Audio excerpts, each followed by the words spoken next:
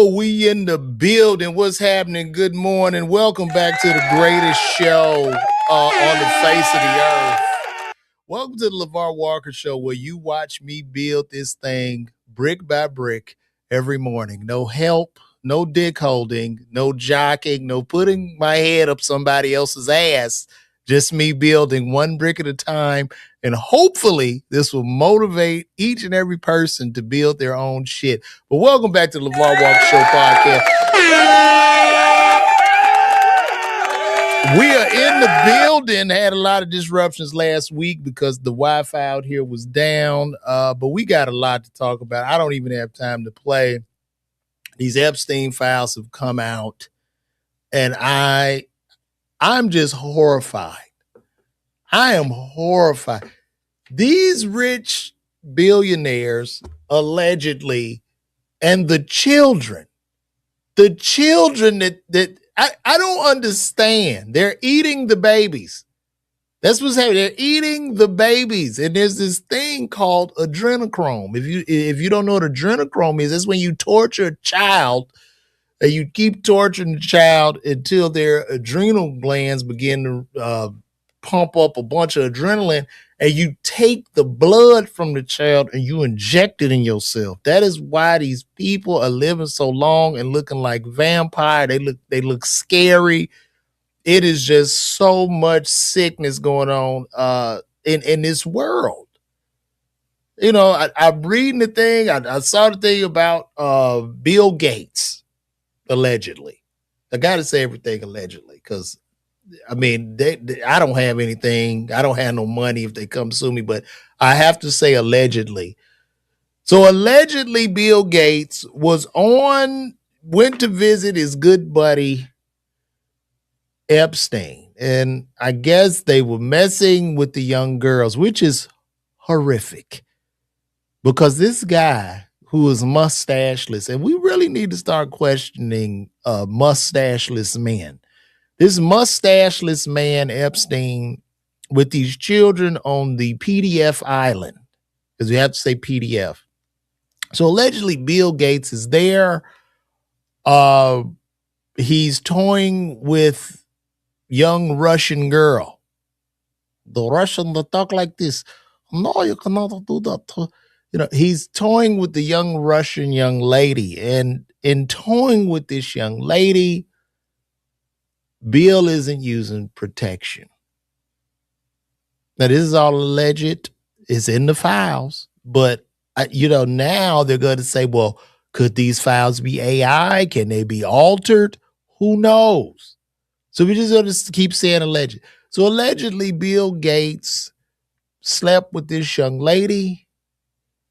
And, this young lady that they're holding hostage or whatever the hell they're doing on this sick island burnt Bill Gates.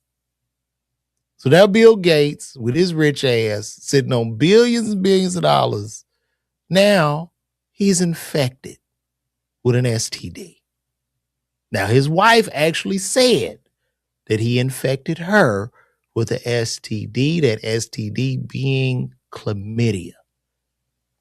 So Bill, he freaks out. I guess he must have felt a burning or a tingling sensation. And you would think a guy with this amount of resources, there has to be somebody around him, somebody that the landscaper, the butler, somebody where he could be, hey, I got down there, I'm tingling. I don't know what's going on. So he's tingling. And this is one of the richest, smartest men on earth. He gave us Microsoft. I don't know if he created email. I guess billions of dollars, hundreds of billions of dollars this guy's worth. So instead of him having a friend, instead of him using his technology to diagnose himself, he emails Epstein, asking Epstein, can he get him some antibiotics? And not only can he get him some antibiotics, but can he get him an antibiotic to where he could sneak it in his wife's glass or drink or whatever is slipping on her where she doesn't know. So she's cured too. Mind you, this is the man that is pushing vaccines and telling us to eat certain meats. This is the man who couldn't even get any type of diagnosis without emailing a man. But this is who is in charge. This is who wants to destroy our water supply. Now I'm going to say allegedly because I need my Microsoft Windows. I don't want to get locked out. But this is what's happening. This is sick. It's sick. So he had chlamydia. Simple fix for chlamydia. Chlamydia, you need 1 gram of azithromycin. Knock it right out. And I'm telling you that as a pharmacist. If you don't know me, if you've never seen me before, whoever's watching me, I'm a PharmD, RPH pharmacist who's been a pharmacist for over 20 years, graduated in 2002, 23 years as a registered pharmacist. And Bill, you could have called me. And for $2 million, I would have got you the azithromycin. I would have got you 4 tabs. 4 or 500 milligram tabs. And you could have knocked it out and probably saved your marriage. Imagine the horror on Melinda Gates' face when she went to that bathroom. And now she's on fire. She's in a mansion in Washington overlooking the ocean, some of the most expensive property on planet Earth. And she wake up to pee and she's on fire. And there's a smell. And Bill is sitting there looking crazy. And it even goes to say how dumb we are as men. Just men are disgusting. We're dumb. Because you would think with that level of power and influence that you would be able to get the $2 antibiotics to wipe out the chlamydia. The $2 antibiotics has cost this man what? $50 billion in a divorce? Half of his shit is gone. Mind you, it's still disgusting that they're on this island with these minors and they're selling children.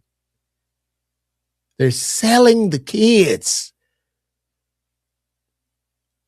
as regular working people are working their asses off every day, getting up, going to work, whether you're a pharmacist, a truck driver, a nurse, or an idiot like me that has to jump up and do 1 million videos to get attention to sell 10 tickets in the comedy club. We're all working our asses off while these greedy fucks live these lives. These gluttonous, sadistic lives. And it's still not enough. They need the babies. I'm appalled, to say the least. I am absolutely appalled, and it's sickening. And Donald Trump, he's crying. I didn't know the guy. I never knew him, didn't see him. Never, didn't see the guy. Don't know the guy. And we have hundreds of videos of him with the guy. They're dancing. They're with the young ladies, patting each other on the back, high fives. I am disgusted and appalled. I really am. And this is just really like pull back the covers of the world of this system that we live in, man. We damn near just all like little cogs in a wheel, in the wheel, and we're fighting amongst each other. These billionaires are getting away with this shit as we fight amongst each other in regards to racism and all this old bullshit. It's all racism, political line. It's all bullshit to keep us fighting amongst one another while they eat us alive. So now the tactic is, hey, look, they kind of got us cornered. So now what they doing? Now they want to feed us celebrities. Now they're trying to, they're saying Jay-Z and all these celebrities was involved with this shit. And if they knew or came in contact with this man Epstein, he felt so above these guys, they didn't have access to this shit. They wasn't letting Jay-Z into that shit, bro. Like, I don't think blacks were allowed. And as Epstein said, he didn't want no niggas, no nigga women coming to the club. So the first time in history, racism has protected our black girls. Racism protected our black youth. For the first time, it worked in history. It worked in our favor. Just sick, man. And I'm watching this guy. Understand, I did a little bit of research. Epstein was a man who never finished college. Just like, I don't know if he finished high school. Just walked into a fucking school and was teaching high school. He was a high school physics teacher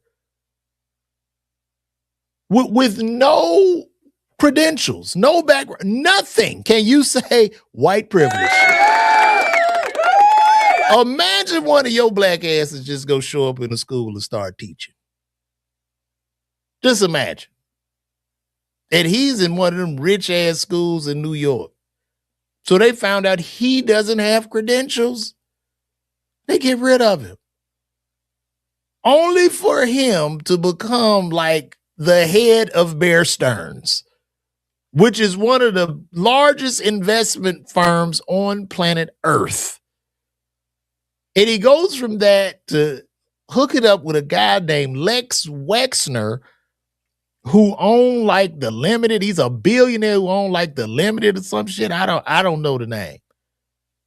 And he becomes the power of attorney of his estate, to where this motherfucker bought this man the biggest townhouse in New York City.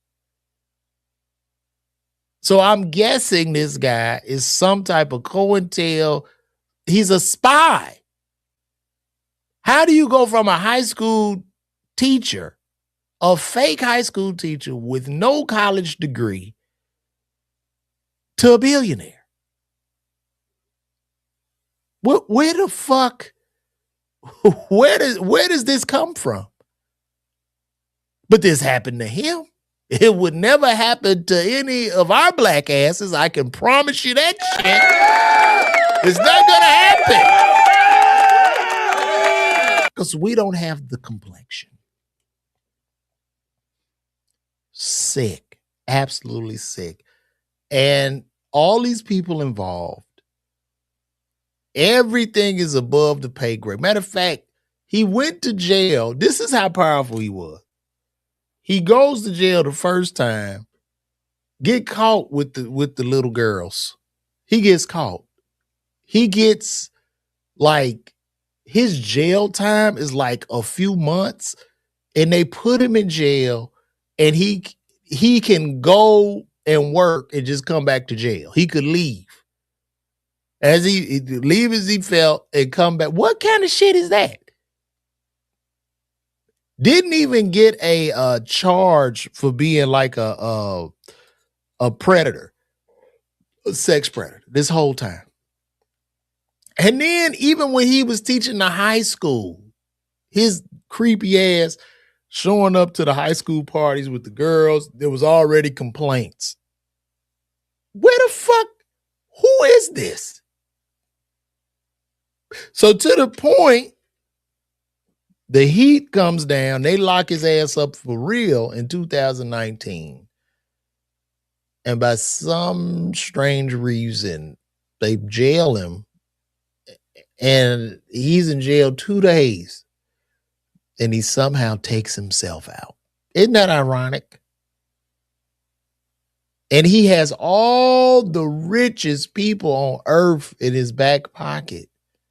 That's when they got on the phone and said, listen, we got to get him up out of here. The heat is on. As they're on the phone and the adrenochrome baby blood is dripping down their chins, as they're selling you propaganda, telling us to fight amongst each other with the baby blood dripping down their chins, they ordered him to be taken out. Somebody went in that cell and took care of that business. He was probably sitting there with them glasses on the tip of his nose. You know, he ain't got no stash, glasses on the tip of his nose. And they just said, hey, it's time. And some big hands grabbed him and took care of that real quick. To the point where the tape was altered. They watching the thing, 2 minutes of the tape is cut out. I mean, this is crazy. Everybody was on this island. You know who else was on the island? This guy right here. He's on the island. Let me show y'all this. Yeah. Stephen Hawking. Stephen Hawking was paralyzed from the neck down and had to talk through a computer. The man couldn't move. And I don't know who threw this body, the caterpillar man, they just threw him. Somebody had to throw him on the girls so he could get. Imagine the horror of these young ladies who were sold into bondage. Imagine the horror when this body is thrown on you and he just hi. He's sitting there and oh God, yeah, that feels great. I want you to kiss on me, touch me. I want to do. Imagine the horror. Imagine. It's sick. And it goes on and on and on. But what they're not going to do, and don't fall for this bullshit. Don't fall for the celebrity bullshit. The Jay-Z, the Pusha, all that's some bullshit. Them niggas, listen, man, they were so low tier in this group. And what I'm not going to do is sit up here.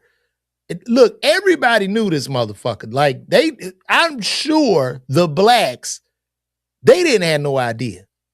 They didn't. I'm sorry. I'm not falling for that shit. No, I'm not going to fall for that. They didn't have no idea. They just thought he's the powerful guy with the powerful people. All the rappers and entertainers and everybody involved in hip hop were nothing more than peons to these people. Yes, you can have 1 billion or 2 billion as Jay-Z does. But we're talking about he fucking with the people with 300 and 400 billion. That's a different level. That's a different level. The difference between $1 million The difference in a million seconds and a billion seconds. A million seconds is 11 days. A billion seconds is 36 years. You want to do the math on that? So you look at Jay's wealth to these people at 2 billion. Okay, he's at he's at 72 years at 2 billion.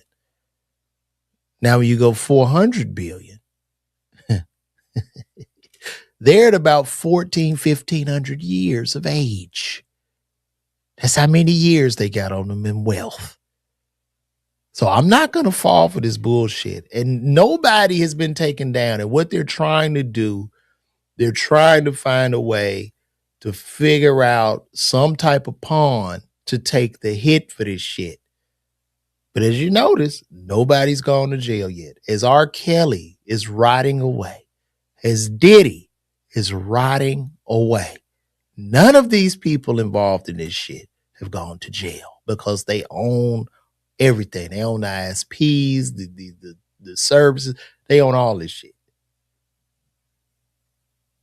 Now, Elon Musk was also in these files. Do I believe? I don't know, because wouldn't Elon owning Twitter just shut this shit down? Couldn't he just block all Epstein talk? But for whatever reason, he's letting this shit fly. And I'm not just saying that because I drive a Tesla and because I don't want my shit getting turned off. I'm just saying, why would he let people continuously talk about this shit if it wasn't true? Like what? Like what's going on here? But Stephen Hawking, just look at this picture, y'all. Just look at it. Look at it. He can't even do shit. They got to put the straw in the mouth for this nigga to drink his Bloody Mary or whatever the hell that is. I wouldn't even think he wanted no ass in this condition. Just disgusting. Listen, it's disgusting, y'all. It's disgusting. And listen, while y'all are here, please join my Patreon at LeVar Walker. I'm going to be bringing you behind the scenes. I'm about to really show y'all the shit that goes on in this comedy world. I'm going to show y'all the hate. I'm going to show y'all the fake shit. I'm going to show y'all all that shit. Fuck this. I'm pulling the sheets back on this shit. If y'all thought Cat Williams talked some shit, join my Patreon and see what the hell I got to talk about. Yeah, imagine that robotic voice. Yeah, go ahead. Oh my God, I'm coming. I'm coming. This motherfucker sound like a vibrator. I'm coming. This nigga was a rose. Stephen Hawking was the rose, the first live rose. Yeah. Oh, baby. Insane, guys. Insane. But yeah, like I said, join that Patreon and let's get it cracking. It's just too much to talk about today. I was going to run out of stuff, you know? Nicki Minaj is on the tier. Let me see. It's more to this. Hold on. We got to look at more of this, man. We got to look at more. I'm looking at all this stuff. Wait a minute. Here's a note. Oh my God. What the fuck? Let's read this, guys. Let's read this. This is another letter here. Okay. Interview of purported Epstein victim. Thanks, blank. I didn't realize Bush R-worded him too. Okay. I'd like to add a few other points disclosed by the purported victim. While on this yacht, he witnessed African-American males having sex with white blonde females, all of whom, oh God, all of whom were bleeding during intercourse. He was a victim of a type of ritualistic sacrifice in which his feet were cut with a scimitar but left no scarring on the yacht. He witnessed babies being dismembered there. Oh my God. And individuals eating the feces from the intestines. Oh my gosh. He was also awed by George Bush one. Victims close. He was escorted to the FBI building by Michael Moore, who was the creator of True Pundit, described by multiple sources online. Sources like conspiracy-driven news that attempts to paint the FBI in a bad light. Moore has a criminal record as a result of an FBI investigation. Let me know if you. Oh my goodness, this is insane. So basically, Alex Jones has been I mean, they're eating babies. They're eating actual babies. I don't really know. I saw the thing. There was an owl. There were babies everywhere, feces everywhere. This is what was going on. This is crazy, man. Insane. How they gonna cancel my live? I'm just talking about what I'm reporting. I am no difference from the news. Look, it said on there about them. Oh Lord, I can't show y'all my. Let me remove this. That'll get me blocked because certain things that pop up on my Twitter. I got to scan it first. Man, it is really creepy.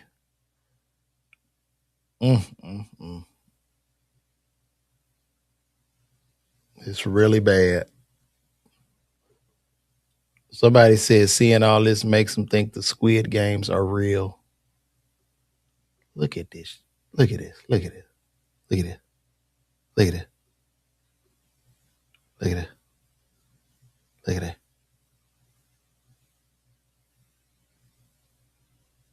Yeah, look, he taking the baby somewhere.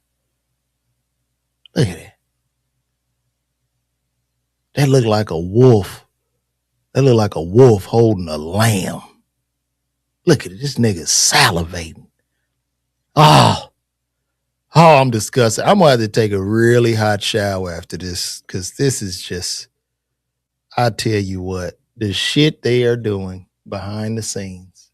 We as a people can't do nothing but love on each other, man. We got to get together as a people because they're eating us alive. I mean, they are kicking our asses right now, and it's not even funny. It's crazy.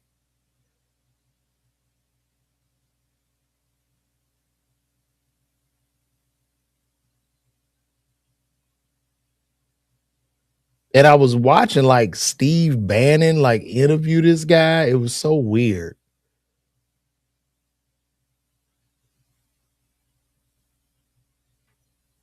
So I don't know. Look, and like I said, once again, this is all alleged, but here's another picture of our good friend Stephen Hawking. I don't know if he's picking out babies on this computer or what's going on. But yeah, we are at a sad place right now. And yeah, Trump is going to send us to war before they take him in. I guess it's crazy.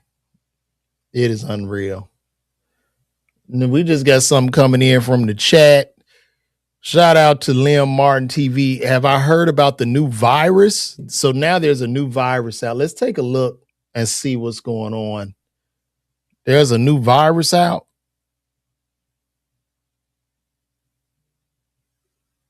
Let me see. A new virus. Yeah, this will be a good time because that's the only way they can really suppress us.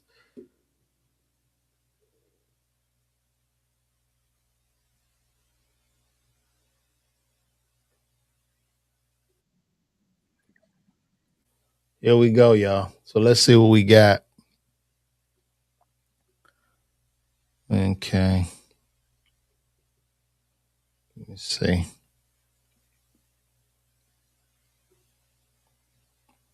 Let's see what's going on with this new virus, guys. Let's see what's going on, chat. Here we go.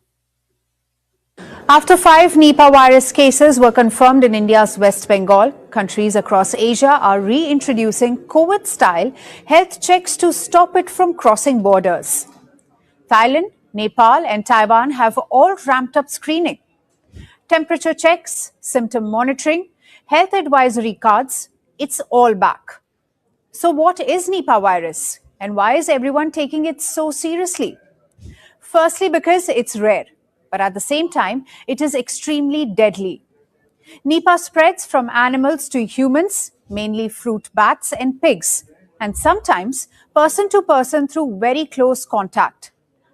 But how does Nipah spread? Eating food contaminated by bats, touching infected animals, close contact with infected people. And yes, what you eat can make a difference. So, fruits to avoid during outbreaks are bananas, mangoes, and guavas, especially if they are fallen, cut, or partially eaten. Fruit bats often bite into them, leaving behind saliva or droppings. Experts warn to avoid raw date palm sap. It's one of the most common sources linked to Nipah. The virus can take 4 to 14 days to show symptoms and can cause severe breathing problems and fatal brain infections. That's why the World Health Organization lists Nipah as a priority virus, with past outbreaks showing fatality. Now, y'all do know that we've been pulled out of the World Health Organization. So they're not going to be able to communicate with us effectively about the monitoring of this virus. So I'm sure right now there's a guy that's about to get off the plane coughing, and they probably going to lock our ass back down again. Fatality rates as high as 75%. But the bottom line is not to panic, but just awareness. Wash fruits properly, avoid exposed food, follow travel advisories. Because when borders tighten and airports go into alert mode, it's a warning worth taking seriously. So now I guess the powers that be are like, okay, guys, we gotta lock all 7 billion of these people down. Okay, if we got to get back to being with these children. So how do we do that? We're gonna have to throw another disease on them and wreck the economy or print money or whatever they're gonna do. Just in time, they'll do that, and then maybe we'll end up getting some type of dictator to rise up from the dirt to just take over the world.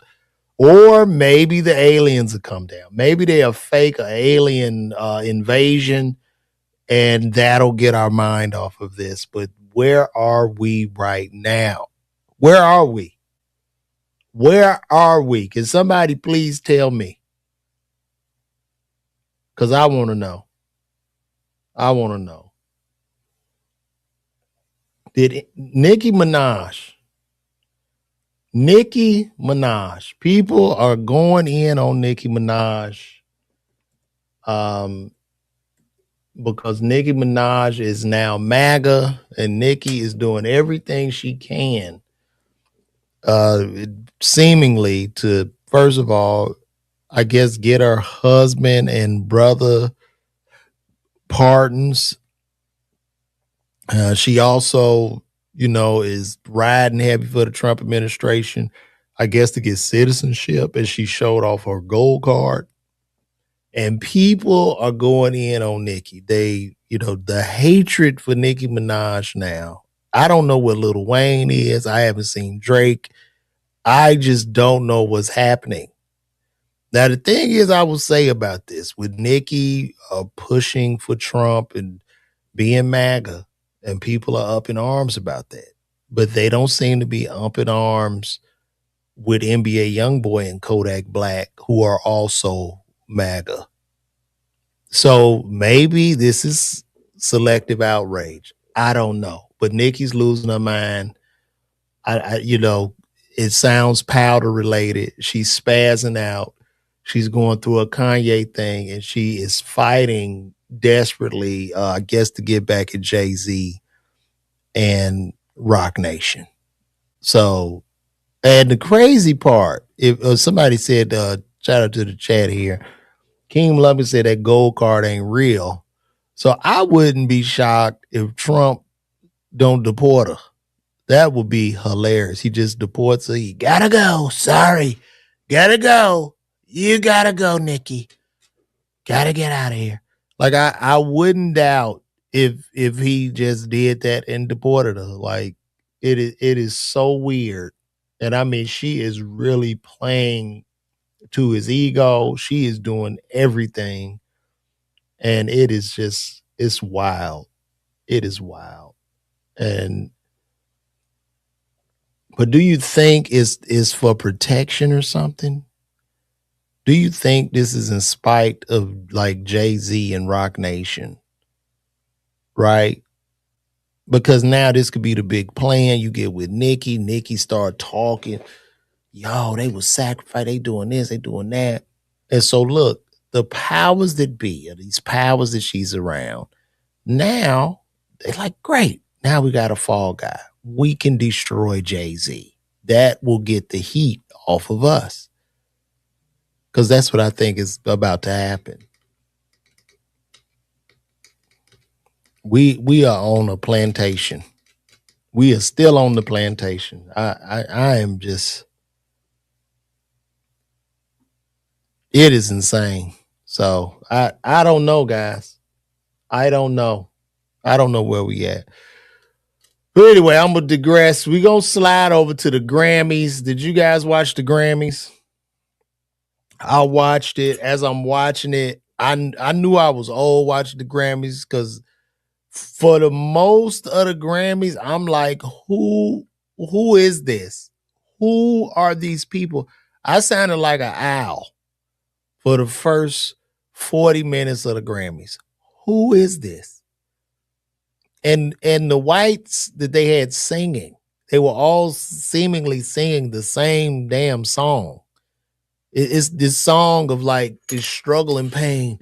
I'm going to do. I'm in the dirt. I can't wait to get home.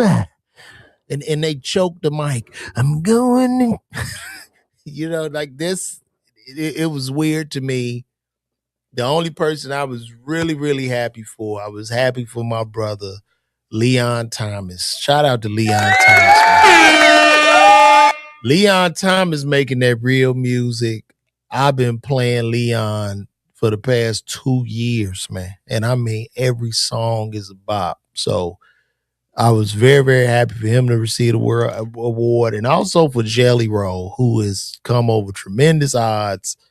Lost 600, like weighed like 600, lost all his weight, got him some new teeth, a wife.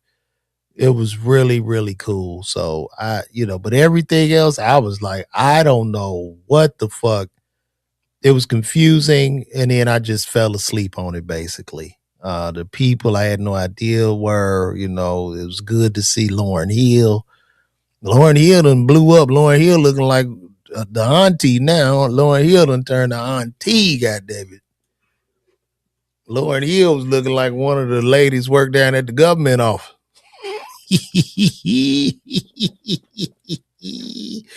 Lauryn Hill was looking like a lot of ladies when you go to homecoming. Y'all know when you go back to homecoming, the one you like, now she like you, looking just like Lauryn Hill. Lauryn Hill was big as hell up there, boy. But she was singing though. But she looked like she made some greens and some smothered chicken before she came out there. So yes, Kim, he did. He did acknowledge Jesus Christ on stage. That was great. Shout out to Kim in the chat. And then Lauren did do good. And Lauren showed up on time, which was another great thing. Lauren wasn't late to the Grammys. She showed up. She sang her ass off, and that was good. But she looked happy, and she looked full, and she looked like she's just enjoying who she is, right? You know what I'm saying? That's what I saw. So don't really have much else for the Grammys. If you guys would like to interject about what you saw and what you thought about it, let me know. Tyler, the Creator, he had a cool performance. And when I think of Grammy performances, The number one Grammy performance will go to Michael Jackson. And the number two Grammy performance to me will be followed by Kanye West. Everybody else that's done a Grammys performance to me is like just a distant third, like on another planet third. And I don't even know who the third is. So, and then to me, it was very political. Like the Grammys was super, super political. You know, I get it. You know, they're going in on the ice and all this shit, but that's not to me a place for that. It's just not, man. You know, these are privileged people. These are motherfuckers living in Malibu, rich as fuck. And they really don't care. They were just reading the script. These are people flying private jets and living like insane lives. And they sitting up there and, you know, Bad Bunny had won his awards. I don't know one Bad Bunny song, you know, and I'm guessing he's as big as Michael Jackson. But I don't know a Bad Bunny song. I don't speak Spanish. And there's no knock to him. And then even he was going in about the ice. And I get it, but he's American as well. So Puerto Ricans are Americans. I hope people realize that Puerto Rico is in America. So, you know, it was, I got up out of there. I just watched it just to watch it. You know, I checked out Trevor Noah. You know, he did the joke on Kendrick Lamar. And then it was a Drake joke. You know, I'm just like, and this ain't no knock. I think Kendrick, like once again, because we divided on every fucking thing. You can't even talk about Kendrick Lamar or Drake without an argument. You know what I'm saying? And then the fact of the matter is, listen, Drake did hold hip hop down since like 2009. Drake and Kanye. Like let's stop the cap. Let's just stop that shit right now. Drake held that shit down. I know the world hates him now, but I just find it rather ironic that wherever Kendrick is, they have to bring up Drake. Why did they need to mention Drake at the Grammys? Like, for what? I mean, let's just keep it a bean. I just don't think it was warranted. I don't think it was necessary. And even when Kendrick did the Super Bowl performance, like he did a diss song for a Super Bowl performance, which is once again just us tearing each other down in front. Like I think as black people sometimes in entertainment when we tear each other down in front of these other people, it's just big ass mandingo fights, and they enjoy that shit. You know what I'm saying? And then I think the powers that be really wanted to devalue Drake. I think Drake was coming up to renew his deal. And I believe that Drake's new deal would have literally broke the record business. So they had to come up with a plan to devalue Drake. They had to come up with a plan to devalue him because he got too big.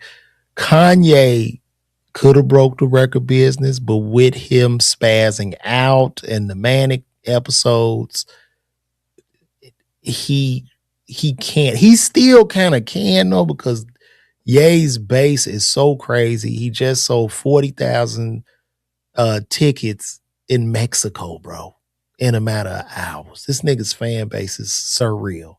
And I know he's doing an apology, but I guess he apologized because he wants to start the tour in America. But I feel like Live Nation, they need some more ticket sales. They need, Beyonce sitting down for now. I'm sure she'll come back, but we need a big, big draw.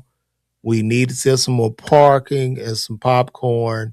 And let's get Kanye on an apology tour, and let's get him back over in the States and get him on the road, because this nigga's Michael Jackson. He's Michael Jackson. So let's get him on the road. Let's get these $800 tickets, and let's do what we do. You know? What you say in the chat? Kendrick's songs are a bunch of incoherent rambling. No, I'm not gonna go that far now. Come on now. That's too much. No, Kendrick is not, and Kendrick is a amazing MC. He's articulate. I can understand what Kendrick Lamar is saying. So now I'm not dealership on Fig. I'm not gonna give you that chat. I'm sorry. Clips and Pharrell's performance was dope. I really would, you know what I mean? I didn't really get into it too deep. I do think that like the Clips, Malice and Pusha are like amazing MCs. I really didn't get into it. I don't know. It was cool, but I really wasn't. I guess because I'm 50. I'm 50, man. I want to hear niggas rapping about like getting in the argument with your wife or taking your kids to school. You know what I'm saying? That's what I don't. I think you adopt LeVar. You adopted. Please don't defend the bullshit. Kendrick is playing on the low IQ dregs of society. I'm just saying he's a great MC. I don't want to do this. I'm not gonna take away his lyrical ability and him being a dope MC. I'm not, because there's too much trash out here to try to sit up here and throw Kendrick under the bus. Now, I prefer Drake. I've loved Drake for years. I fuck with Drake music. I know a lot of people lie and talking about, well, I don't mess with Drake. Y'all do mess with Drake. Stop it. So, it's what it is. It is what it is, guys. What else was I'm talking about today? Can somebody tell me what else? What does the title of this say?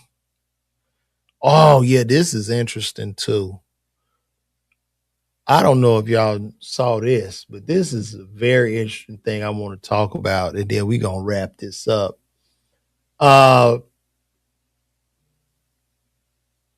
Where's it at? Hold on, let me pull this up.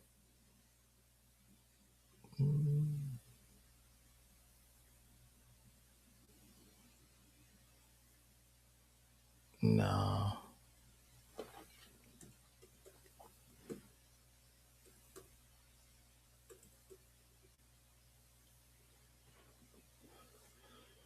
I don't know if y'all heard about this.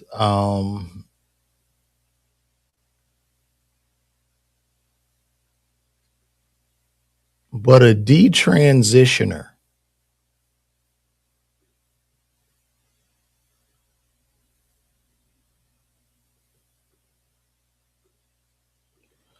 So a detransitioner just took.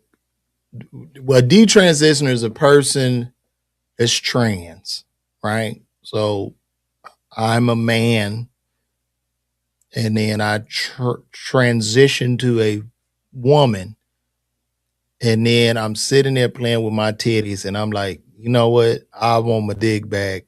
I want to be a man again. That's a detransitioner. So the detransitioner, they've had the first medical malpractice lawsuit, and they won a $2 million judgment. Fox Varian sued her Westchester, New York area psychologist and plastic surgeon for the gender transition mastectomy she got at 16.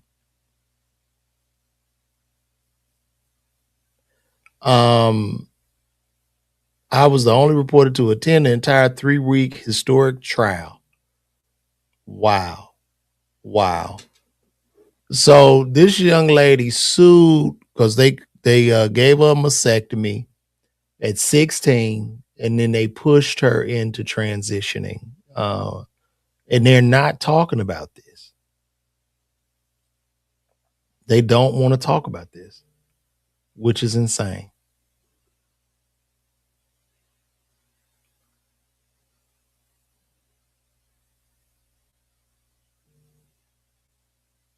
So let me see what this young lady has to say here. Year-old girl, they removed her. Let me see what we got. Oh. Big news, big win. 2 doctors out of New York were just held liable for medical malpractice for the transition of a 16-year-old girl. They removed her breasts. Why does that need to be explained to adults that a 16-year-old child cannot consent to an irreversible procedure like that or understand what that means? The child who was abused later detransitioned and sued, claiming that the doctors failed to properly evaluate her mental health conditions, such as depression, autism, and body dysmorphia, before performing the irreversible procedure.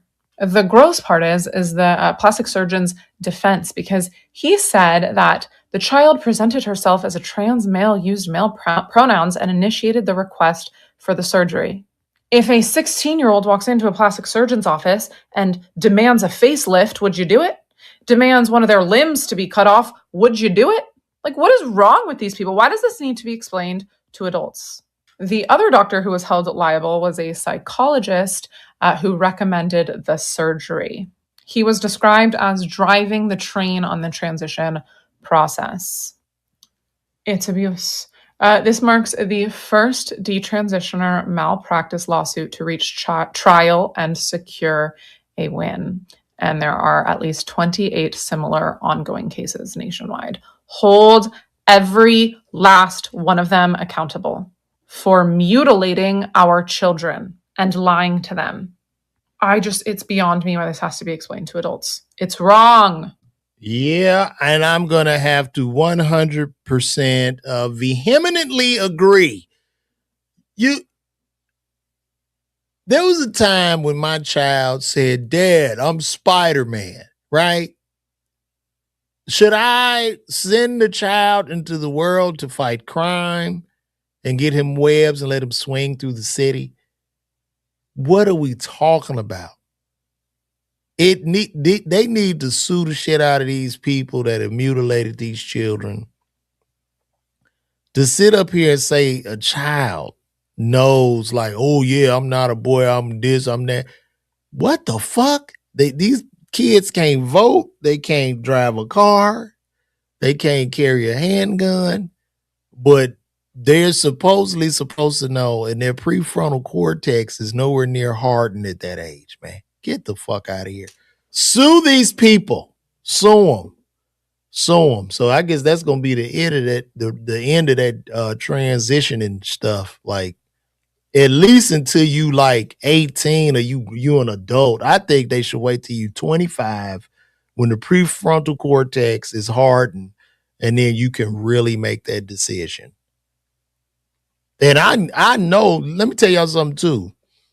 You know who's detransitioning? The most, I can guarantee you, 80% of the detransition cases are going to be women that have transitioned to males who are transitioning back to females, because it is so fucking hard in today's times to be a man. If you a woman, you done already won and you don't even know it. Shit. Women have won. Shout out to Ronnie Jordan. Hey, Ronnie, you want to come in here and talk? You want to talk some shit? I can send you a link. Shout out Ronnie Jordan, one of the funniest comics. One thing about Ronnie Jordan, when I steal his jokes, when I tell you I rip, Ronnie, you want to come in here, man? Let me know. And y'all go subscribe to Ronnie's page. Ronnie, you can come in here and talk with me. Where Ronnie at? I'm about to text him. Let me call him. Let's call the great Ronnie Jordan. Ronnie got don't put no shirt on. We want to see them titties. Sit up there with your titties out. Titty man. Mm-hmm.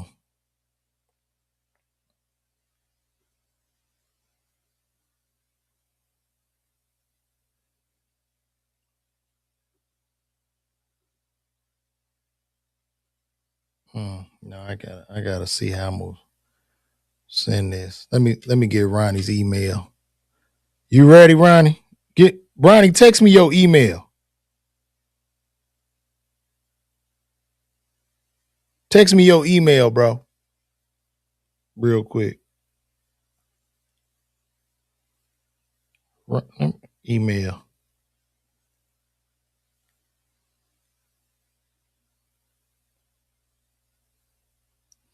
Ronnie, text me your email. I just text you.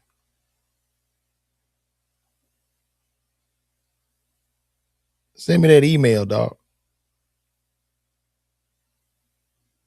Hello?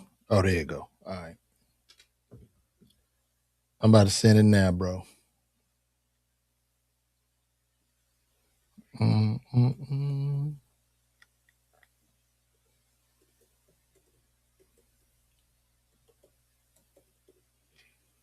Mm-hmm. There you go, Ronnie. Let me know if you got it, big dog. Come on in here. We got Big Ronnie Jordan about to sit down, man. Shout out to Ronnie Jordan, man. Ronnie the man. Let me see. But yeah, these detransitioners, there's something else. Very, very sad. I guess Ronnie click that button and he'll come in here.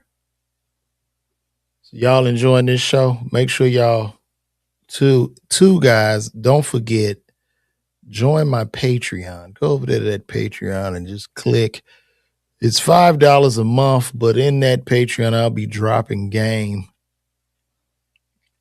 And we're gonna have a great, great time.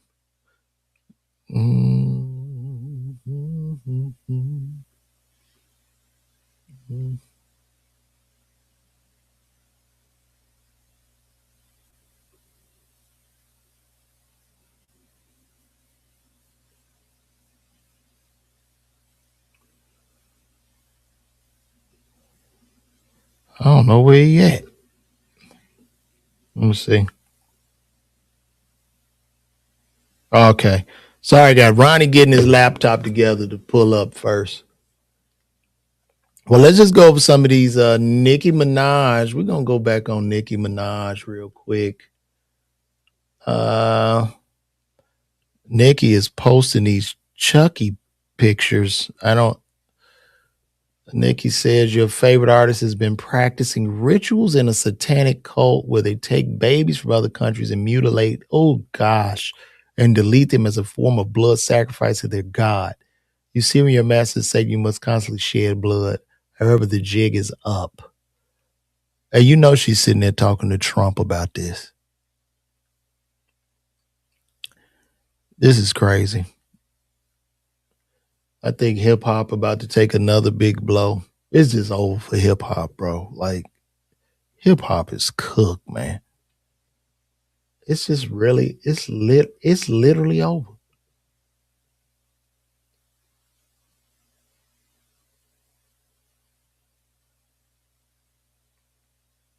It's literally over. Oh Lord. Oh no, y'all can't see what I see.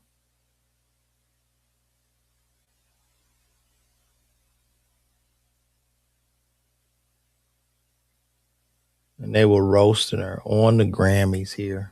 She is still at the White House with Donald. Look at that.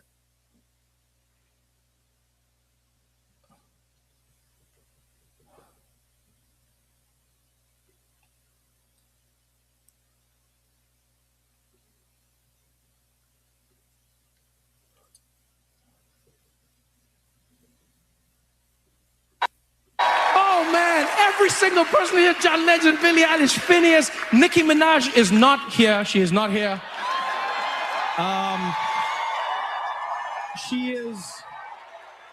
She is still at the White House with Donald Trump discussing very important issues. Actually, Nicki, I have the biggest ass. I have it. Everybody's saying it, Nicki. I know they say it's you, but it's me. Wop, wop, wop. Look at it. Look at it, baby. Yeah, man. This is getting crazy. We are really living in the Truman Show at this point. I really don't know. We're gonna wait for Ronnie to come in. I don't know what the hell. Ronnie must be hooking up a satellite dish or some shit at the crib. I don't know. I don't know. Oh, there he is. Oh, it's the big look, ladies and gentlemen. We have a special guest in the building.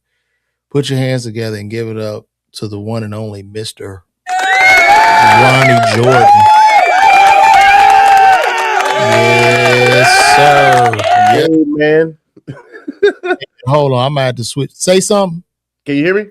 Okay. Can you hear me? Hold on, I gotta switch my sound. Wait a minute.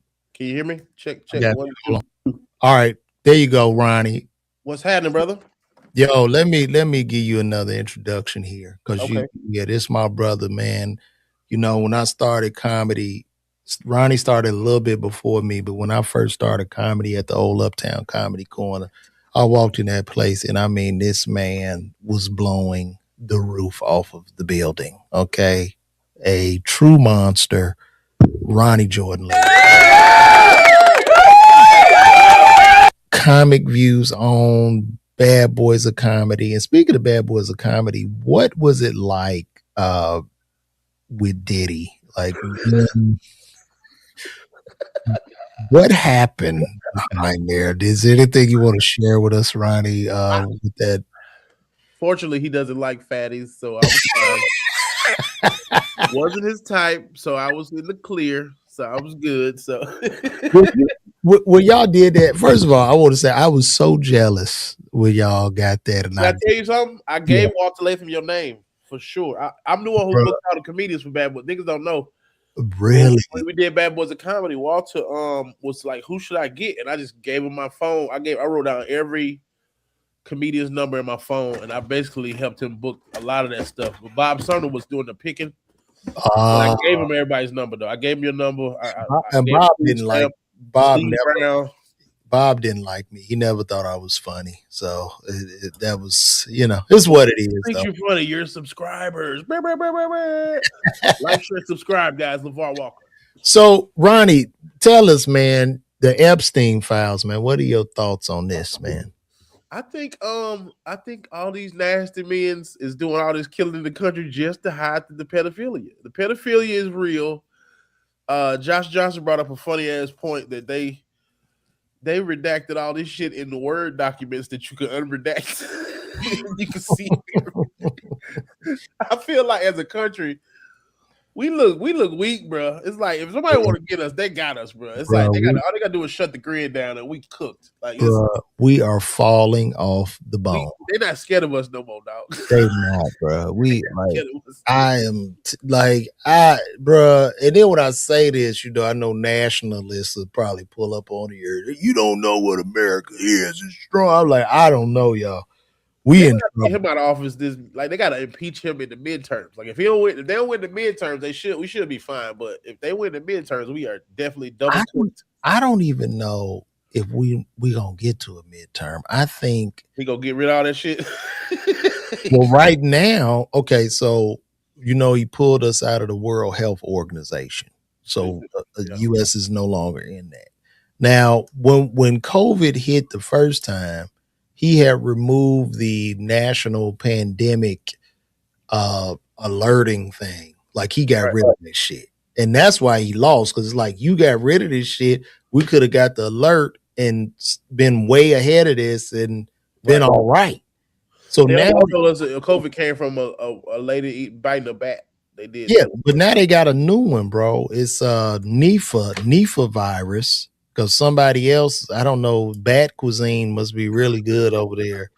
They ate a bat foot and a They don't be having good lies though. I don't like the government. Their lies are not good ever. They never have good lies. Bro.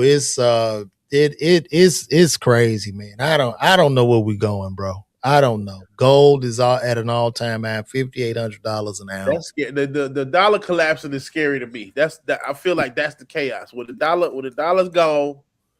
When the dollar's done, we're done. It's because all this thing is gonna dissolve in a day. Everybody's Instagram gonna change.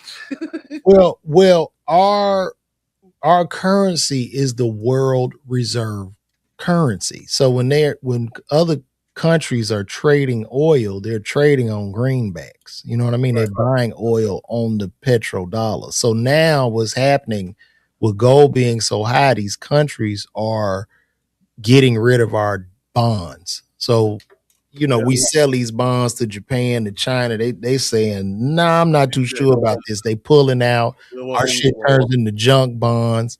Now we can't print money. Now, the only positive thing I could see happening is if we hit the wall and crash and topple, we just close off all the borders and just start making our own shit. We not letting nothing come over here, and that could probably help the economy. Do you really think that's possible? Do you think motherfuckers will stop coming over here from Mexico every day? What? No. What I'm saying is, just say if we go into an economic collapse and our money is just worthless, nigga. You got to take a fucking wheelbarrow. You got like bread costs $3,000 because the money ain't worth shit. Yeah, the money ain't worth shit. So now even buying shit out of China is too expensive. So at that point, we would have to start to make shit on our own. We would have to start to make our own junk, our own shit. We had to start back farming, all that shit. And just they control the farms. The U.S. government control all the farms, all the seeds. They got rid of all the black farms. Black farmers is definitely crying out. They like, bro, they fixing this shit where we can't even feed our families. So I feel like the funny part about all this shit is like money was fake from the jump, and like the indigenous people, the Africans, whatever you believe, whoever was here first, we had it right before the white people came. You got a skill, I'm gonna trade my skill for your corn, and we gonna trade off shit. Like, you know what I'm saying? That's what it was. It was like money made motherfuckers with no skill become powerful. You know what I mean? But here's the thing.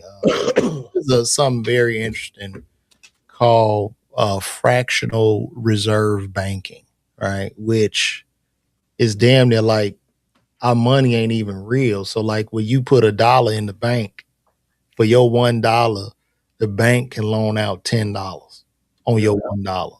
And the $9 ain't even there. Yep. Because if I put $1 in the bank, you put $1 in the bank, just us together, then the bank got $2. Yep. But that turns into $20. Yeah. And they doing that based off the fact, well, Ronnie not gonna pull his money out, or I might not pull my shit out. So now that it's fuck. And I was just looking up something on that fractional reserve banking. And I got this because I was watching that interview with Epstein. And I don't know why this man, why the hell why did they interview him like that? What was that shit about? Because he got dirt on everybody. He got tapes on everybody. He said, I want to do an interview today. I'm going to be up there. I mean, he just sitting there for 2 hours, bro. Giving it up, yeah. Yeah, I'm like, what is this? Let me see. Fractional. Let me see. I just Epstein might be the white little baller. Oh boy, that is hilarious. You know, everybody got that one dude that can get you in any club, and you like, why everybody know him? You know what I'm saying? You don't know why. Why is everybody just going out their way to accommodate this man? Like, have you ever seen Jason Lee in a room with celebrities? They break their neck. Boy, they be trying to be on Jason Lee good side, boy. When I tell you, really, I ain't seen. Yeah, I've never seen Jason Lee. I mean, he was at Wild 'N Out, and he was just, you know what I'm saying. But I see how when the motherfucker got all the dirt on you, people be real humble. But then when a guy got like a big platform where they could throw salt on your name or do the gossip stuff, they scared. Like the rappers seem to be scared of DJ Academics, man. Oh yeah, because what's coming when we find it out is they be paying him to say good shit, so he'll tell all that. You know what I'm saying? He's a radio station, basically. He's paying. It's like, I don't want you to know that I'm cool with the nigga I've been telling y'all he was lame. Because I'm paying him. I know him. I play video games with this nigga. You know what I'm saying? They don't want you to know that shit. Like all this shit. Everybody know everybody, bro. It's people was very easy to get to, and it's all money. You see, they said Lil Baby gave him $30,000, and then they still beat him up because his partners didn't know that they had. Lil Baby gave Academics $30,000. Yeah, I think because I think he was shitting on his album or some shit, but I think they gave him some money to kind of chill out. But then one of the entourage dudes did. I guess he didn't know that they was cool, and he slapped the shit out of academics or something like that. Something happened where he got slapped, and it wasn't supposed to be like. Yeah, and I saw that academics is just going crazy on Lil Baby right now. Yeah, because they cool like that. You know what I'm saying? Like if I gave LeVar 30 grand to say, Ronnie Jordan album is dope, and then you start coming on this motherfucker like, I don't know, bro. Oh damn! And then I'm like, bro, damn, what's you know what I'm saying? And then all Lil Baby entourage is just like seeing him. This is all alleged. They probably just seeing him react to this nigga. They probably the entourage dude be wanting to earn their chain. Dude, I know they like little jihadists. Like they willing to die. They will crash out for Big Bro. They gonna die for Big Bro. But I want to reserve banking. Okay, LeVar. Yeah, I want to talk about it, huh? You teaching the truth to the young black youth? Well, I'm just showing this because this was very interesting to me. So, fractional reserve banking is a system where banks only keep a small portion, a fraction of their customers' deposits as physical cash in their vaults or on deposit with the central bank. The rest of the money is lent out to borrowers to generate interest. While it might sound like a magic trick, this system is the primary engine for money creation in modern economies. So the easiest way to understand this is to follow a single deposit through the cycle. You deposit $1,000 into your bank account. The reserve requirement, the central bank sets a reserve ratio. Let's say it's 10%. The bank must keep $100 and is free to use the remaining $900. The loan, the bank lends that $900 to a small business owner. Redeposit. The business owner spends that money and the recipient eventually deposits that $900 into their bank. The cycle continues. The second bank keeps 90% and lends out. The second bank keeps 10% and lends out the 90%. Through this money multiply effect, your original $1,000 deposit can eventually expand the total money supply in the economy by significantly more than the initial amount. So, nigga, you put 1,000 in the bank, you really put 10 grand in there. Isn't that crazy? Yeah, you can't get no 10 grand out. That's the messed up part about it. It don't benefit the customer who's helping out. It benefit everybody else except you. That's real. That's wild, bro. That is fucked up. Like this country is built off of people who work their ass off and they really can't enjoy it. So you got 1% of the people with all the wealth and they just looking like, y'all need to stop being broke. It's like, nigga, you used our money to get rich. What the fuck? You know what I'm saying? Like, I wonder at what point do all the people rise up and people just say enough? But then if that happens, that'll totally destroy the system. Like, bro, if all the black people stop entertaining and performing, shit could shake a little bit. I think if all niggas stop singing and dancing and goddamn performing and playing basketball and football, I think we can stop some shit enough to be like, But I don't think that'll ever happen because of child support and other shit to pay. Yeah, we in the trap, bro. We in the trap. And speaking of the trap, I know you tour with Tip. You formally toured with Tip. Is he done with comedy? He taking it. He going to do his last album, bro. We knew it was coming. We've been listening to that stuff for about a year. So, but that's some heat. No, he gonna come back to comedy. Sure, it feels like he likes it. It's like it's a difference between somebody trying something and somebody like I'm gonna learn this thing and get better at this thing that I want to do because it helps everything else. He's making movies and TV and stuff, so it helps everything else. You know what I'm saying? Oh, okay. I mean, no, it's for me to watch him do it, and I told him this. I said, man, it's weird to me just as a fan of your rap, and maybe just being selfish and just wanting to see you rap. Yeah.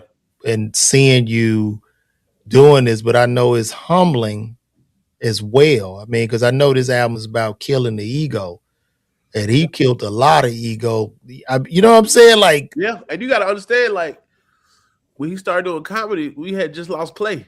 You know what I'm saying? Like, Clay was at the Barclays show. You know what I'm saying? Like, that's his best friend, mentor. You know what I'm saying? Partner. Yeah. Clay managed Duval. Clay was always in the comedy. Clay always was fucking with us. So I think he was continuing the wishes of. I think he was calming himself down. I think he was kind of.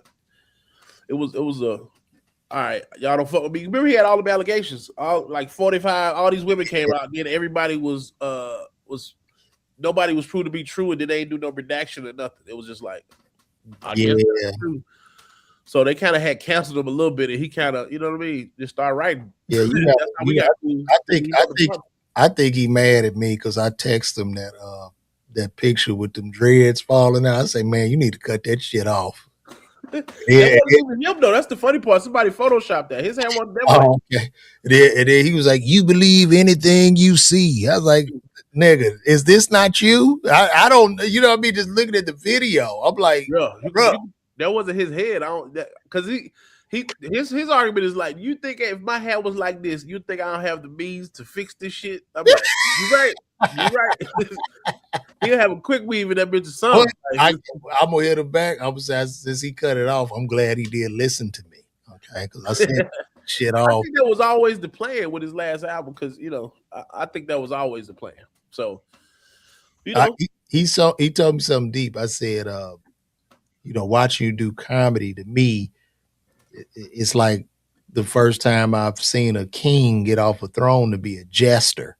And he said, well, if I was concerned with others' opinion of me, I would no longer be the king. And I said, that is profound. That's king shit. I'm not worried about you at all. I'm not worried about nothing you talking about. And it was so like, because I do the bit, that was one of my biggest bits, impersonating him. Yeah. And you know what I mean? Even when he first started, just seeing this nigga in the green, like, what the fuck? Like, this nigga's on the list. Like, it was such a going up to open mics. He was doing bro, it was crazy. And then you get to know him, and then you talking shit. Then you forget how rich he is. Then that's the thing you forget. You like, oh shit, I forget how rich this nigga is. He mixes in with the common folk very well. It's like, very well, until you see it. We FaceTime him at the Grammys. We was like, okay, got it. Oh, he drive off from the open mic in a fucking Rolls Royce. Nigga, that nigga said, meet me up here with some hats. The nigga bought nigga bought like a dozen Blessed AF hats and threw them in his car. But he had to do the car like this. It was like a McLaren or some shit. I was like, yeah, he is. He has to be the richest open micer in the history. Well, enough of Glaze on that. The funny part was the people who talk shit never see him live. Like, his live show is funny. Like, it's no way you can do all these. You could tour for 2-3 years and nobody say nothing about your live show. Like, only criticism was the ones that took the sound off the video from the special. And it's like, I want to see somebody that go to the show and then say that he's not funny, because ultimately the whole thing was for him for people to see us. Like, people skipped all that whole part about the Ha Mafia. He came, he was like, I'm gonna try to get my partners some light. You know what I'm saying? These niggas been funny for 20 years. People want to see me, but y'all are funny. Come on. You know what I'm saying? So that was big of him to do that anyway. Like, 8 people put us together and put us on the road for like 2-3 years, and we still doing stuff. Okay. We got a couple. We got Apartments 2 in the can. We got Situationships. A couple movies. Apartments, did it come out? I thought the 2 came out. Apartments 2 didn't come out yet. When did it come out? I don't know. We waiting on it. I don't know. They might have cut me out. I had a little scene. And were you there when I did the scene? I think I was. Me and Spencer, we was construction workers. Yeah, I was down at the bottom of the hill because I came down there with y'all. Remember, I was down there with y'all. Like, I'm gonna call the police on y'all niggas. Y'all ain't shit. They added me to y'all. I had to come down there at the hill with y'all.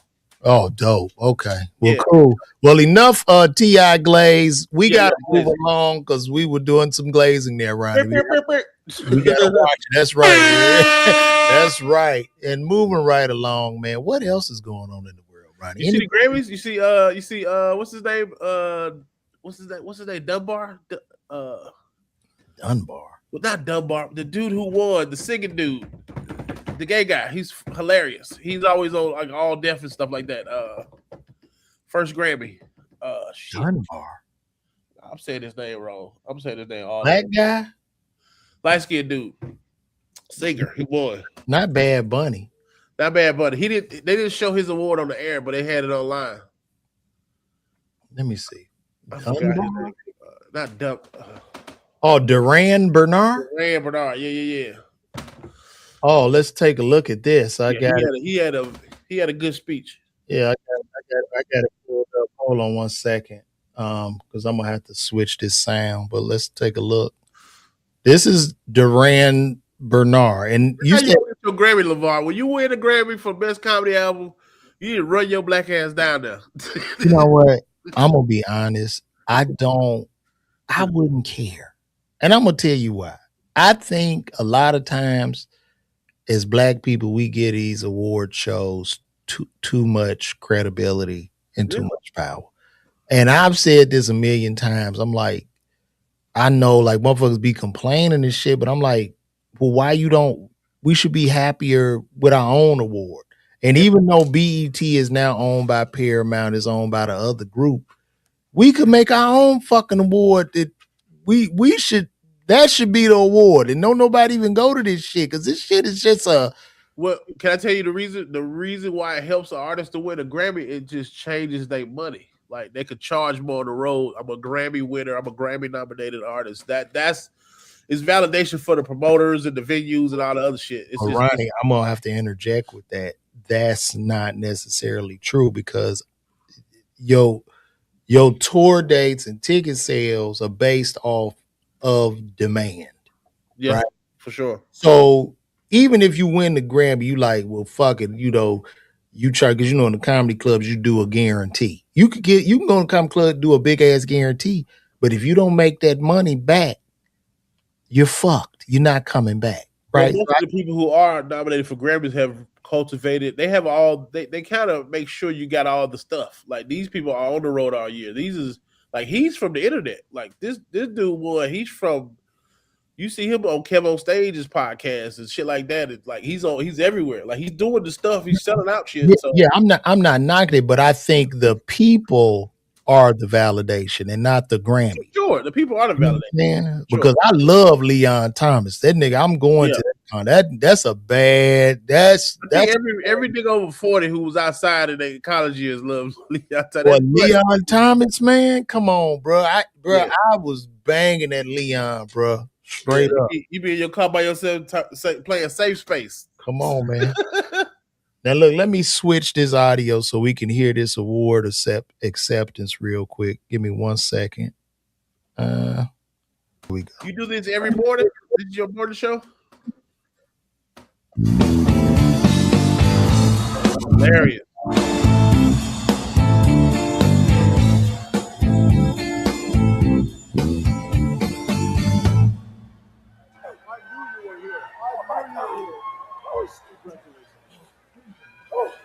Shit. Happy Black History Month for the rest of my life.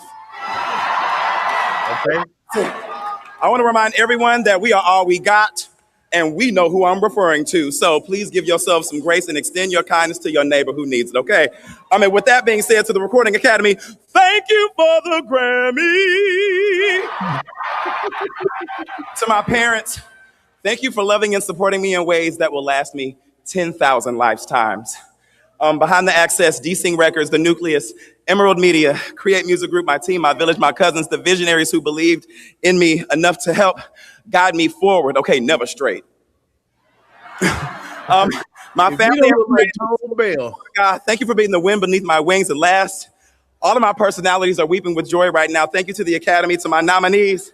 My mom and dad are here. Wait, and one last thing. Whew. To all the independent artists out there, and to every butch queen who was made to feel like you were too much, I'm the proof that you needed and the sign you've been waiting for. Be yourself. And speaking of yourself, I want to thank myself because this was some hard work, y'all, 20 plus years. Thank you, everybody. I appreciate you all. Thank you. Man, good for him, bro. He give me them real Little Richard vibes, man. Man, I know as a person who's been doing something for 20 years, I understand. Like, because this shit is hard. This shit is hard, bro. People don't understand, man. This comedy grind a motherfucker. I've been full time doing this shit for like 5 years, bro. It's a beast, man. I'm Yeah, figuring this I've shit been out. full time for 20. In August, it'll be 25 years for me. Yeah, bro. That's damn near your whole life, Ronnie. How old are you now, Ronnie?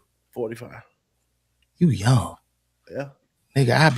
You be That's what I 40. sometimes I told my wife that yesterday. I said, bro, I be astonished that I got dropped off in the world. I dropped out of college and didn't have no plan or I just knew I wanted to do this one thing, and it's like that took me all around the world. I pay for multiple kids' braces and big ass shoes and shit, and with all out of my brain. You know what I'm saying? Like,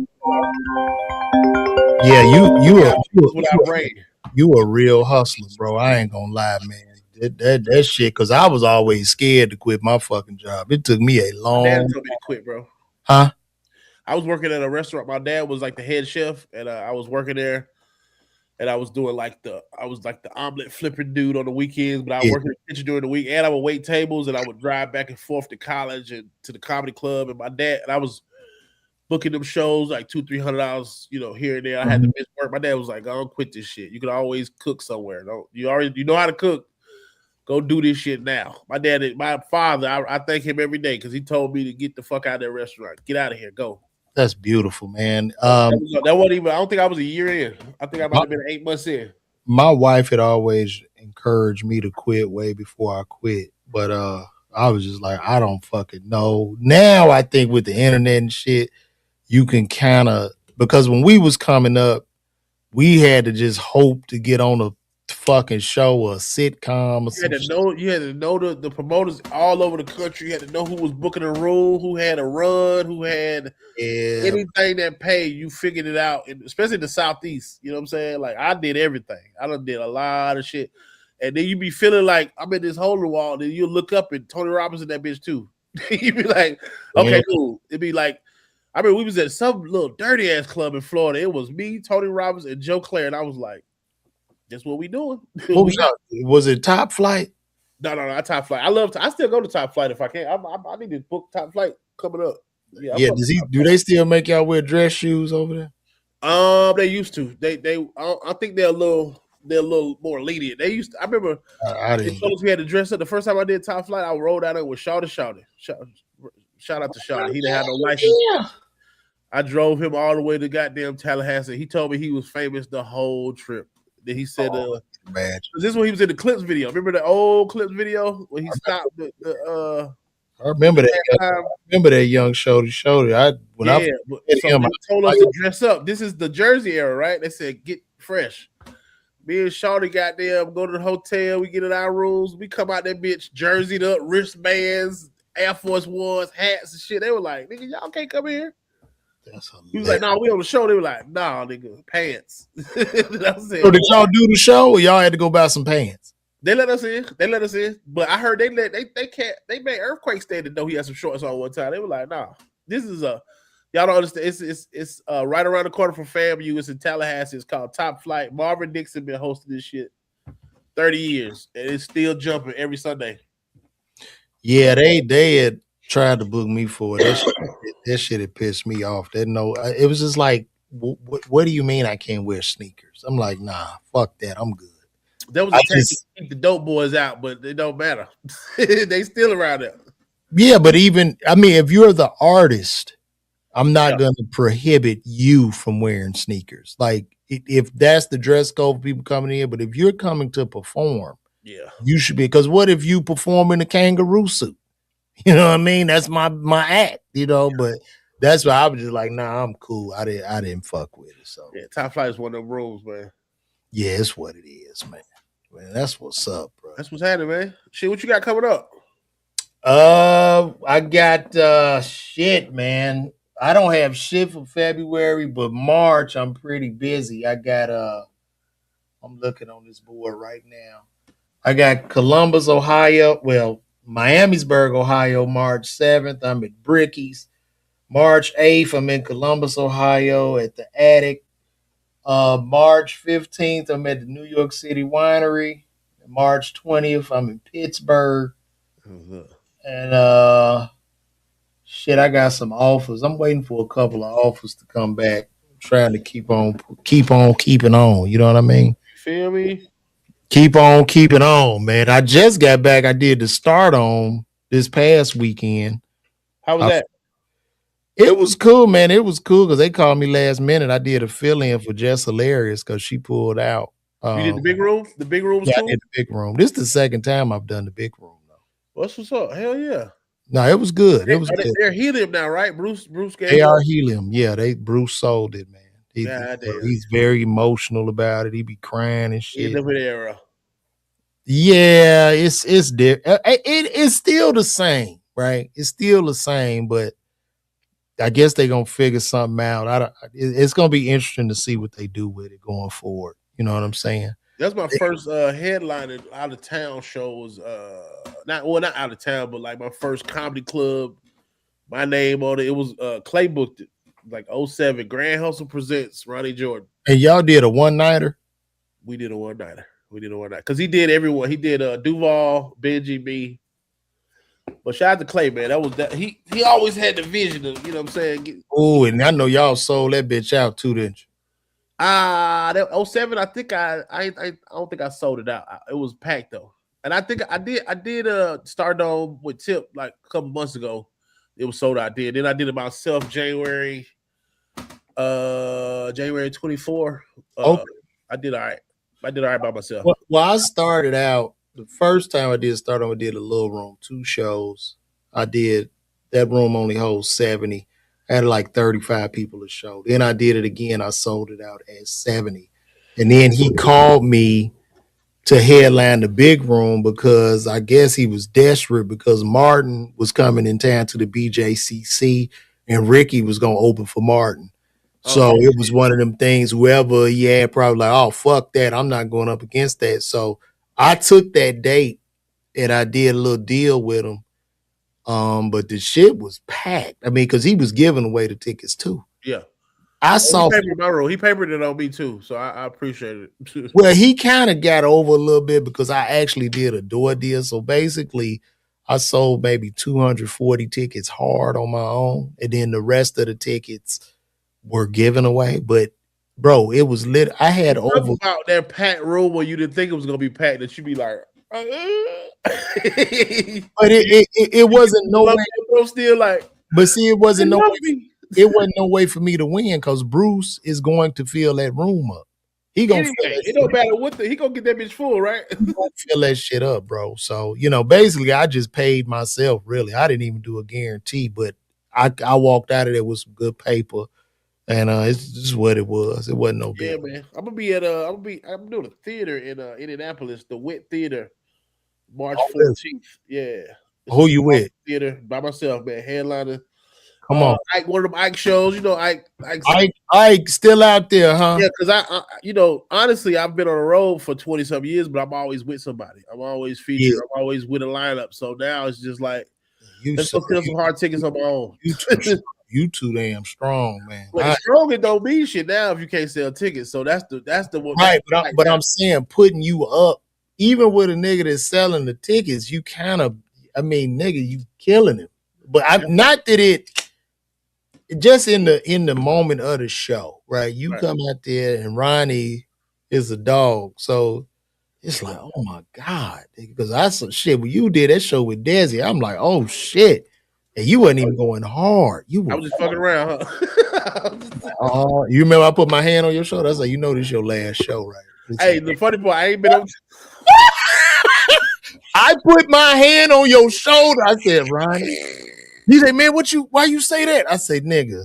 I'm just kidding. I did a couple shows with Desi recently, but him and Tyler, he got a rotation. He take Tyler, he take Clayton, he takes Starks. Okay. So and Lance was going with him a lot too. So I had to come off the road when Miss Pat's show happened. So that's what happens when I get in the writers' rooms. I got to come completely. Oh yeah. I forgot y'all. Ronnie is a writer for the Miss Pat show.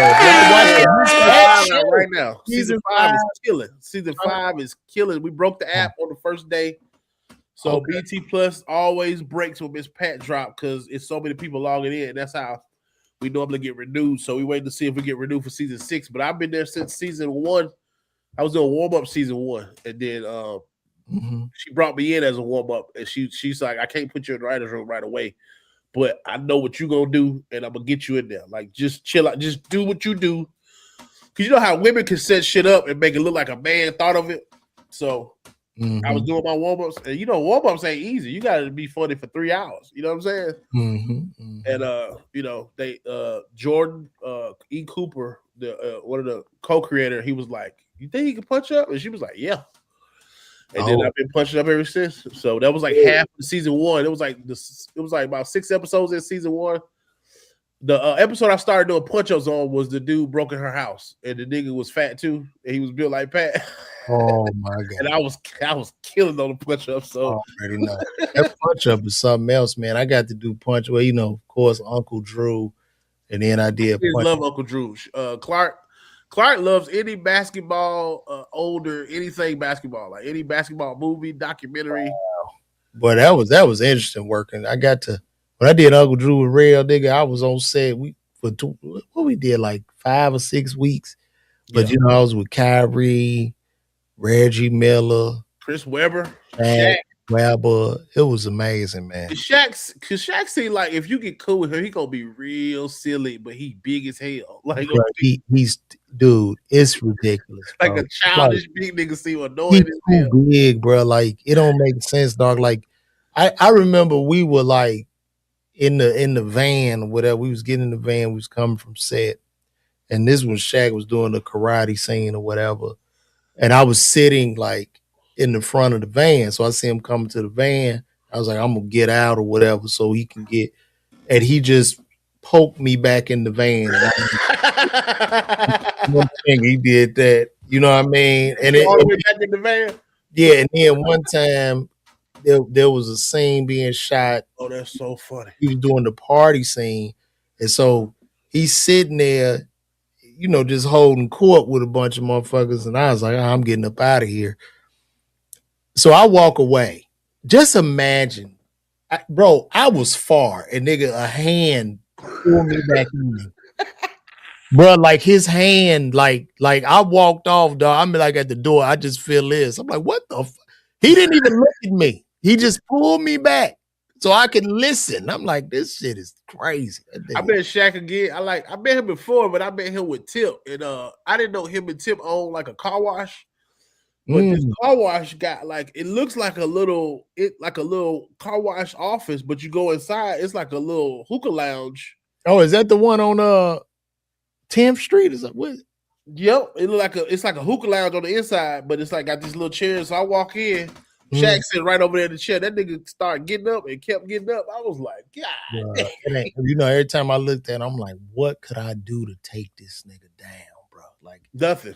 You could just roll up. You gotta preserve yourself. But they say some jujitsu guys. If you know that jujitsu, you can get on them. Man, that nigga like a tree dog. That nigga big as hell. But you just got to get around that neck.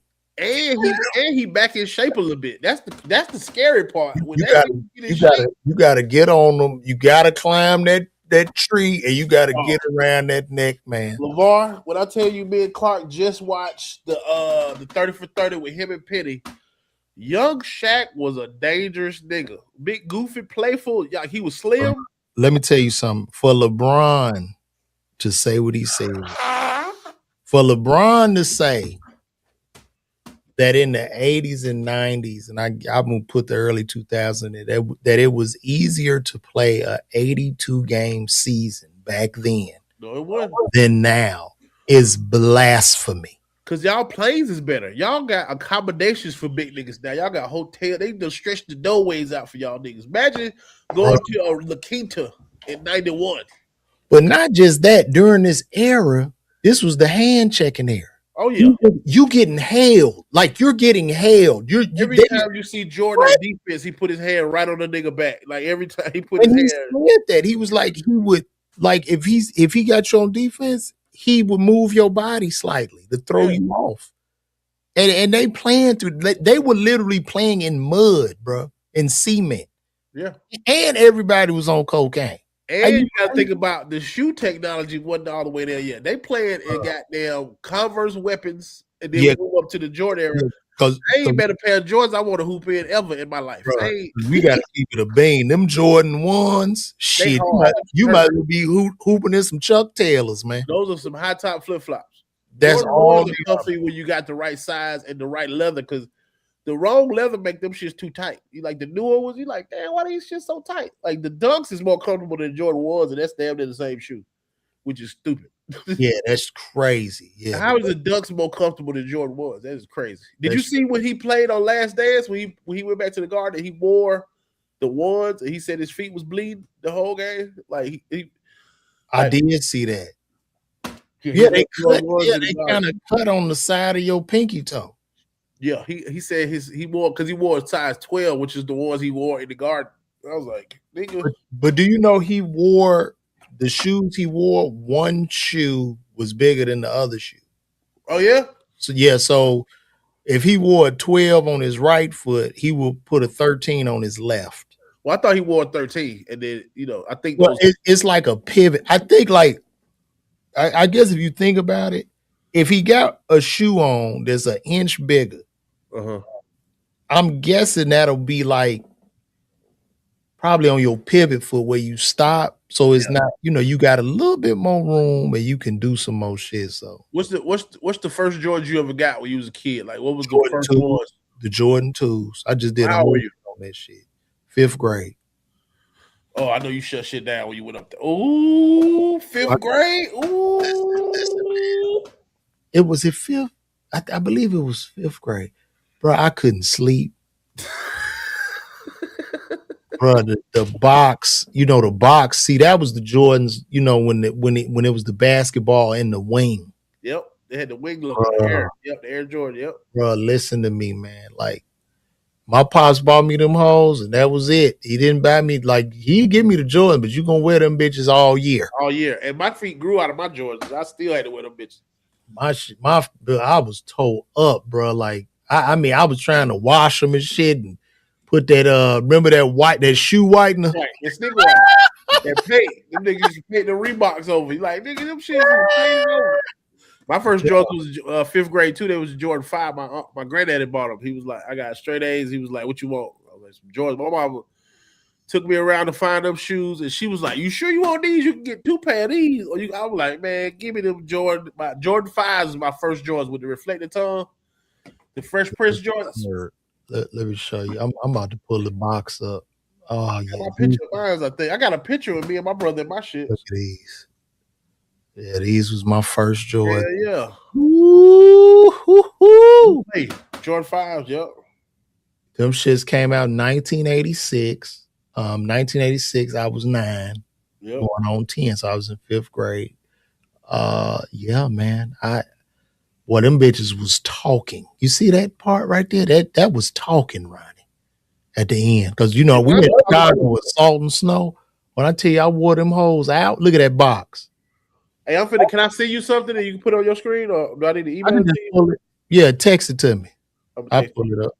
This is me and my brother on the Disney World trip. This one came with my granddad used to, he was a pimp, so he bought us Jordans, bought us clothes, and we sent us to Disney World 1990. I was 10 years old. Your granddaddy was a pimp for real? Yeah, he was a real pimp. Your granddaddy was a real pimp? Yes. Long hair, 40 Cadillacs. I got a tattoo right here. They say rest in peace, granddaddy Melvin, but it's Cadillac. You know what I'm saying? Cadillac. So he had actual hoes. Yeah, for sure. Like a bunch of hoes. Like when I was old enough to know what was going on, he didn't have no hoes by then. But when my mom was growing up, he had bitches and all that stuff. Like he had to stop because he kept going to jail and shit. So, but he definitely always had a hustle. I ain't know what the fuck he did, but he kept some cars. Yeah, I just texted you that picture of me and my brother. I'm about to pull it up right now. Yeah, my granddaddy had long ass hair, bro. Come on.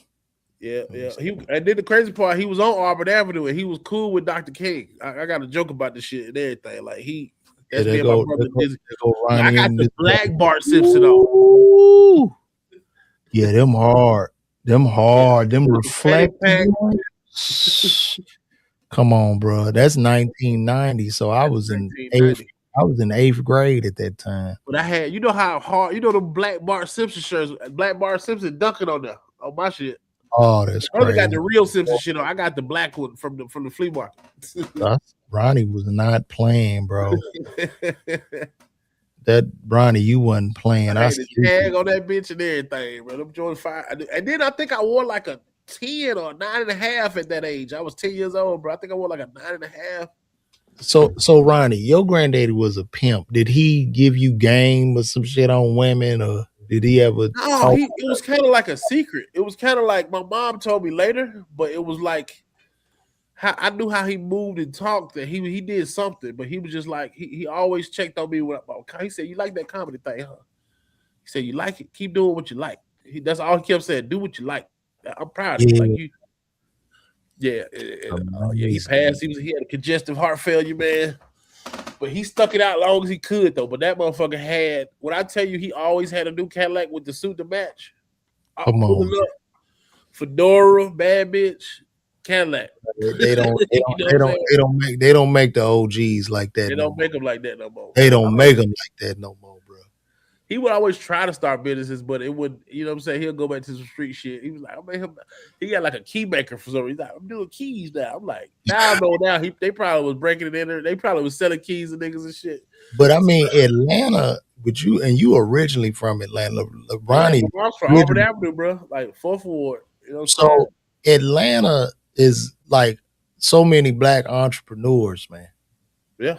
You know what I'm saying? Because that's the real freedom. Even when you taking an L in entrepreneurship, it's still a freedom that's there, you know. So and it's like to see black people with money is like a thing. It's like, I can do that shit.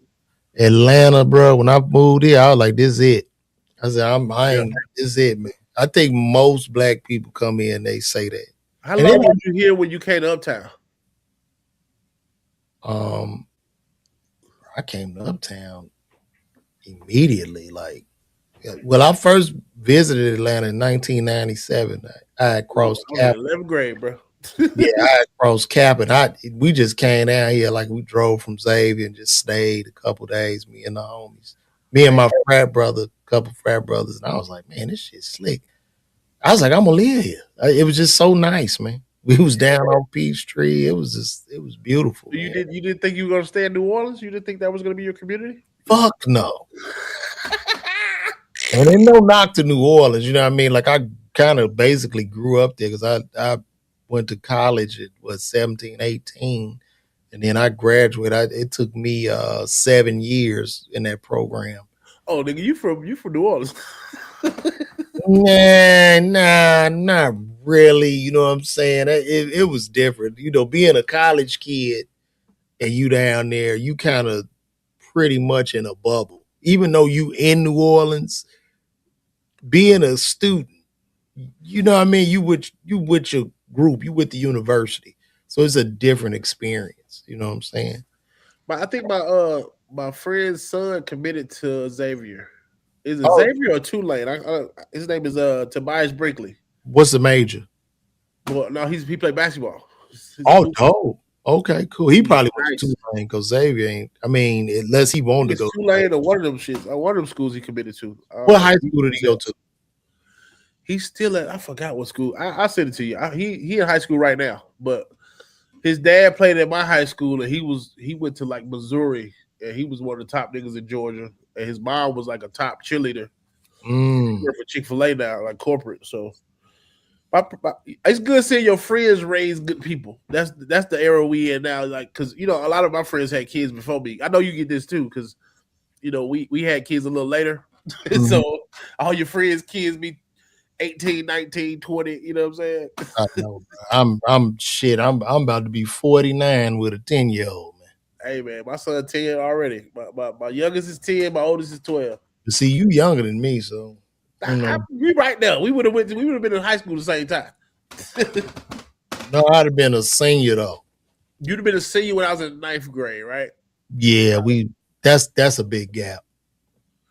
I don't know. My brother was in high school with me. That is a big gap because he was I was a senior when he was in the 9th grade, but he had it good because I was already that dude in high school, and he just had to walk in and inherit the, you know what I'm saying, the sauce. And what high school did you go to?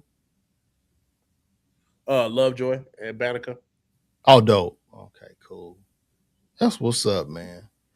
Well, Ronnie, I'm thinking I'm gonna wrap this up, man. Yo, when I'm coming back on More Than Culture, man, see, y'all be bullshitting. Well, I we ain't gotta gonna. get your Perfect 10 guys now, man. Me and Tyler do a Perfect 10 guys every Thursday, 8 p.m. More Than Culture every Friday. So Yeah, I come do with both both. of them, man. We do a stream episode too, so that might be an easier thing, you know what I mean? Because I feel like you like to be in your LeVar world in there with You say this is LeVar world? LeVar world. You in that bottomless.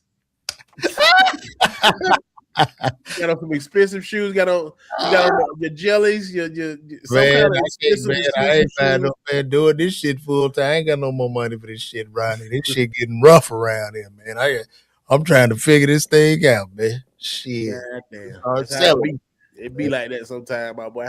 Come on, man. This shit is real. It's real in the Have field. me on here, brother. I appreciate it. I saw you on here on the live. I was just checking my YouTube. My YouTube though went from I had like 13,000 subscribers to like 30 in like a week. Oh shit! What you went something? You put was it from a short? It was a short that went viral on Instagram. I did that poverty picture with the when I was talking about the buzz balls and the thing. That shit did like 7 million on YouTube. I mean on Instagram. I put it on YouTube, but this guy it's probably at 6 million now. And I'm like, oh shit. Oh, you jumped up. Congratulations for Ronnie. Y'all make sure y'all subscribe to Ronnie's page, man. Go to officialblessedaf.com and get you something too. Get you a coffee mug or something. Send something to a man in your life that's doing good by you, that did something right by you. Send him a coffee mug or something. Y'all make sure y'all get that, bro. But yeah, nothing but love, Ronnie. We gonna end this, man. I'm gonna holler at you. I gotta come do both of them podcasts too, bro. Hell yeah, man. Keep doing your thing, my boy. All right, bro. I'm out. Y'all be good. Let me see. Outro. Where my outro video? Oh, there we go. All right, y'all. Good night and God bless.